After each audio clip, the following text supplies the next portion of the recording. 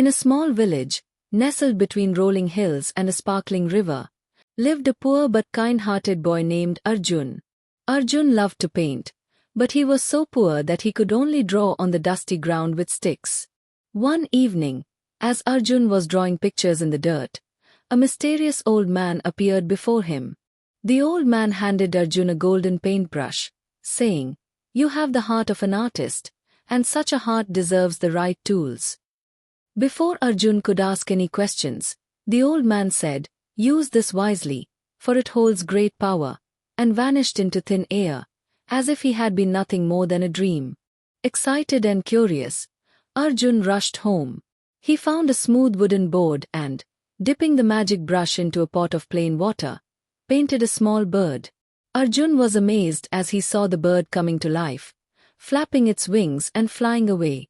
Overjoyed, Arjun realized he could use the brush to help others. The very next day, he painted food for the hungry, warm blankets for the cold, and even tools for farmers struggling to work their fields. The villagers, amazed by his kindness and his magical gift, began to see Arjun as a hero.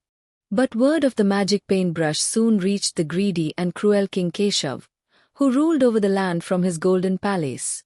One day, the king's soldiers stormed into Arjun's humble hut. "You have been summoned by the king," they declared.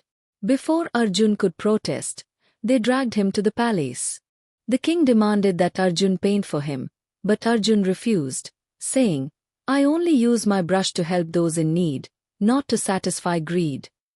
The king locked Arjun in a dark, lavish chamber lined with gold, placing the paintbrush in his hands. "Paint me a mountain of gold," he commanded. Arjun refused. The king, enraged, tried to use the magic paintbrush to paint piles of gold himself, but it refused to work for him. The king, determined to get what he wanted, threatened to burn Arjun's village to the ground unless he painted a grand ship of gold. Arjun nodded and painted a magnificent golden ship floating on a vast blue ocean. The ship looked more majestic than any the king had ever seen. Delighted, the king and his ministers eagerly climbed aboard. "Yes, yes, this is perfect," the king exclaimed.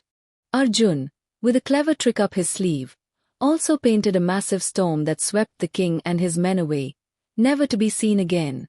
With the king gone, the people of the land rejoiced. The cruel rule had ended, and peace returned to the kingdom.